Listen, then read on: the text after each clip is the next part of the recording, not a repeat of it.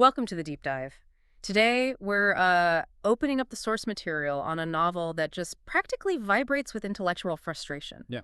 And moral outrage, Philip Roth's Indignation. Right. And this isn't just like a book report. We're really trying to understand how Roth takes this very specific, almost claustrophobic story of one young man, Marcus Messner, and uses him to show how these huge historical forces are just waiting in the wings, ready to punish even the principled kind of youthful defiance. Exactly. And our sources, we've got critical reviews, some biography on Roth, plus the novel itself, that incredibly intense first-person voice. They all point towards this mission, unpacking fate, really, and systemic tyranny. Yeah. Figuring out why Marcus Messner's life, a life built on, absolute moral certainty, academic drive, why it just spirals towards this completely disproportionate fatal end. It's brutal. And before we even dig into the plot, we have to talk about the writing itself. I mean, Roth won the Pulitzer, the National Medal of Arts. Oh, absolutely. His prose gets called well-built, sinewy, and graceful. That's a direct quote from one review. Sinewy and graceful. But then those same graceful sentences are carrying narratives that seethe with outrage. How can it be both sinewy and outraged? Well, I think it means the language is tight, controlled, meticulous. Even when the stuff happening is completely chaotic, primal even. Marcus, our narrator, he's this hyper-rational kid. Right. He's trying to force academic order onto a world that's just visceral and messy. So Roth uses Marcus's very precise, maybe slightly defensive academic voice to tell us about things that are often humiliating or bloody or just exploded with emotion. The prose is sinewy because it's always holding something back, like a punch. The punch of Marcus's own boiling frustration. Exactly. Which takes us right back to the start. Newark, New Jersey, 1950. Marcus is the first in his family to even think about higher education. He's rejecting the only life his family knows, the kosher butcher shop. And that detail kosher butcher, that's important, isn't it? Crucial. It's not just escaping manual labor. It's escaping this whole specific cultural religious orthodoxy, Symbolized by the blood, the ritual. He literally grew up surrounded by the sight and smell of blood, working 60-hour weeks, delivering cleaning sawdust, eviscerating chickens, things he hated but saw as, like, lessons. Grueling lessons. And you see it physically on the family, right? Yeah. His father, uncles, grandfather, all butchers, all missing bits of fingers, half a thumb here, part of a hand there. Yeah. Accidents with cleavers. So he's fleeing a literally violent legacy. He is. But things really shift in 1950. Marcus leaves for college, Robert Treat, his local one. And this lines up exactly with the start of the Korean War. Ah, the timing. Yeah. So his father, who's already stressed about business supermarkets cutting in, he just becomes crazy with worry about the draft. And that worry turns toxic. Completely. It becomes this overwhelming surveillance, constant questions. Where were you? How do I know you're not getting killed? Exactly. Parental tyranny, but fueled by fear. And what's kind of brilliant, or maybe just bleakly funny in Roth's way, is how this huge historical dread, the war fear, gets grounded in something totally mundane. The plumber story? Mr. Pearlgreen. Right. The tipping point for Marcus leaving Robert Treat isn't some grand philosophical debate. It's his father launching this irrational investigation, because Pearlgreen mentioned his own delinquent son, Eddie, getting into trouble. And the father uses that as an excuse to hunt Marcus down at a pool hall. Proving his point that the tiniest, littlest things do have tragic consequences. He's terrified of the draft, but he's acting it out over local gossip about some kid. It's suffocating. So Marcus, the perfect A student, can't stand being treated like Eddie the delinquent. Nope. So he makes his great escape, flees 500 miles away to Winesburg College in Ohio. But here's the irony, the self-sabotage starting already. Why so? He flees for independence, right? But his leaving forces his mom back to full-time work, makes his dad fire an assistant butcher.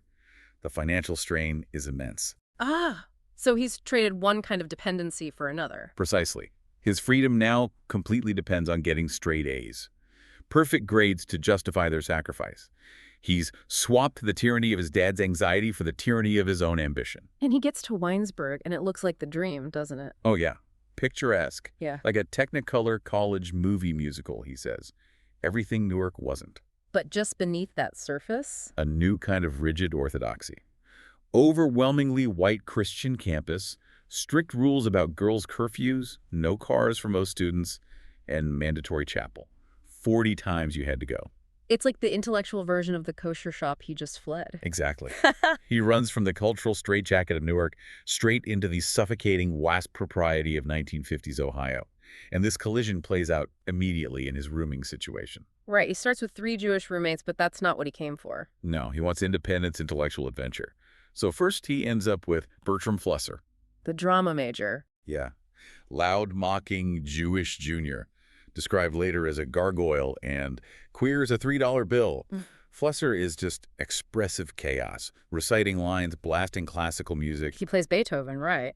And Marcus can't handle it. Can't handle the noise, lack of control. Flusser plays Beethoven's Quartet No. 16 in F major, and Marcus literally climbs down from his bunk and smashes the record against the wall. Wow, that's visceral. Why that specific piece, though? Beethoven's last major quartet. Well, think about it. It's intensely personal, complex, challenging music. It's Beethoven grappling with profound stuff.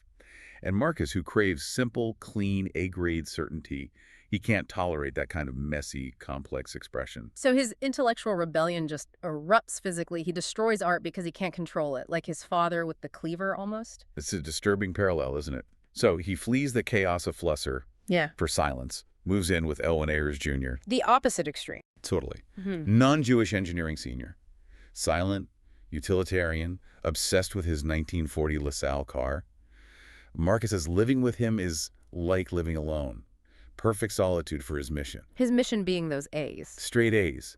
He rejects everything else. Turns down the fraternities, the Jewish one, the non-sectarian one. He needs those grades to justify what his family is sacrificing back home. He builds this perfect, insulated fortress of ambition. And the irony, of course, is that the harder he tries to be the perfect student to avoid... the more choices he makes that push him right towards it. It's classic Roth. And then the fortress walls crumble. Olivia Hutton arrives. Olivia. He's instantly captivated. Sophomore transfer. Her confidence, the way her hair is parted, her leg constantly swaying under the library desk. This little sign of restlessness. He's obsessed. And their first date. That's the big turning point, isn't it? Huge. He borrows Elwin's precious LaSalle. They drive out near the cemetery, and she performs oral sex on him. Just like that. No resistance. Which, in 1950s Winesburg, is radical. Utterly shocking to Marcus. Completely unprecedented for him. He doesn't get it. He chalks it up to her being different, maybe because her parents are divorced. Simplifies it. But it's much more complicated than that. Way more. He gets weirded out, starts avoiding her, so she confronts him. Says she did it because she liked him, straightforwardly.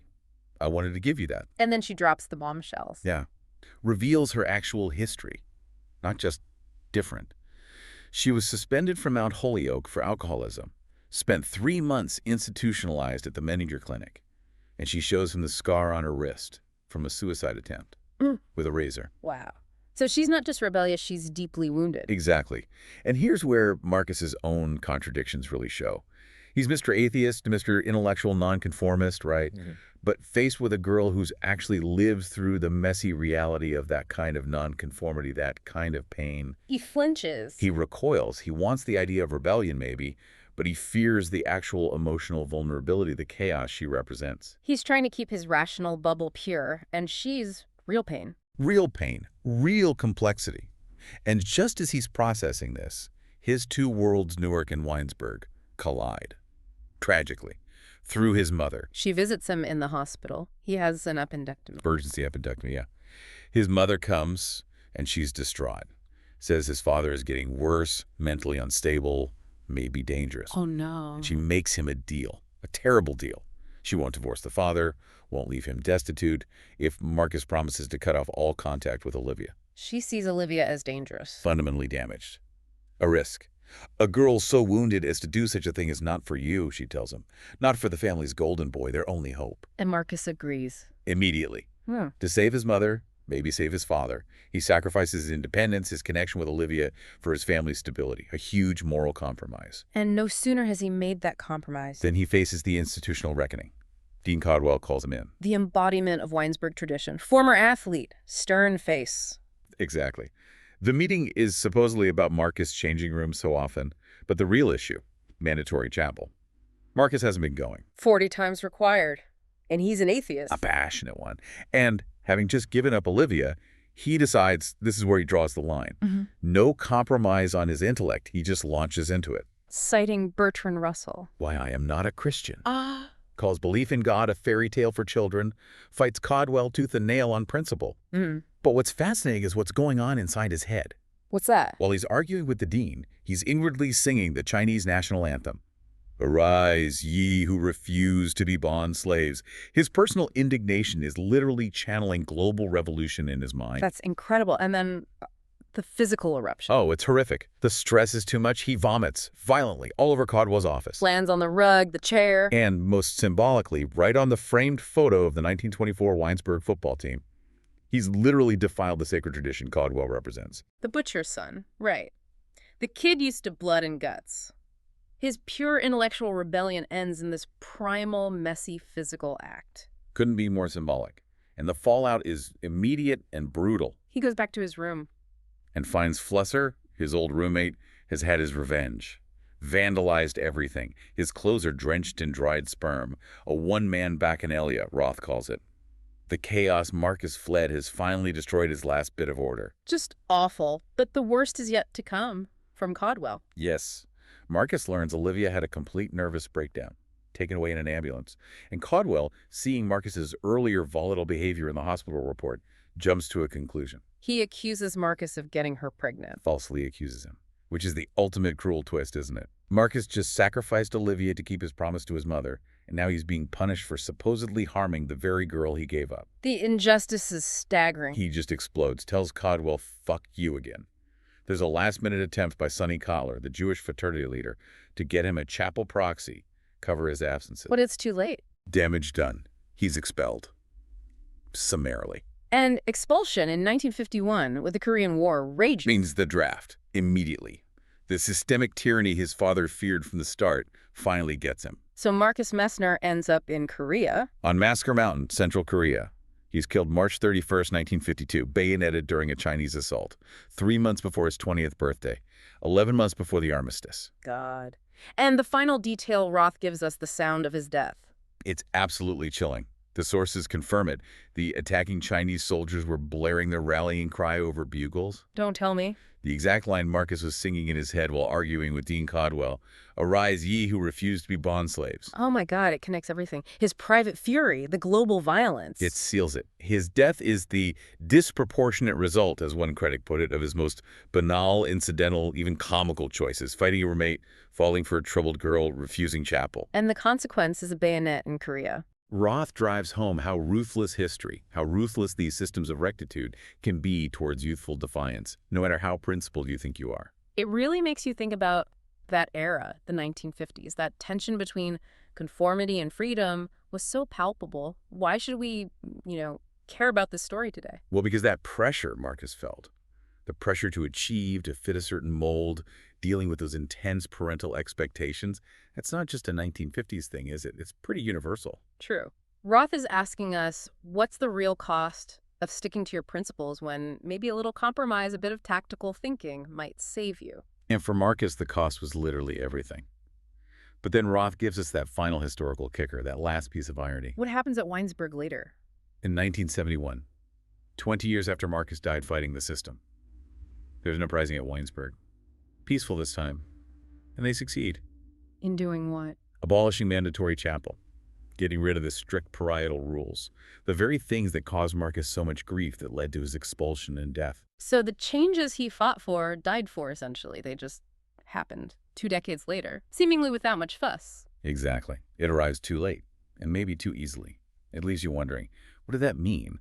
Was Marcus's principled stand ultimately just tragic waste? Did his individual sacrifice mean anything if the system just quietly changed later anyway? It's that classic unsettling final thought from Roth. Was it about principle, or was Marcus just an instrument, an instrument fate used for its own destructive ends? Definitely something to keep turning over in your mind.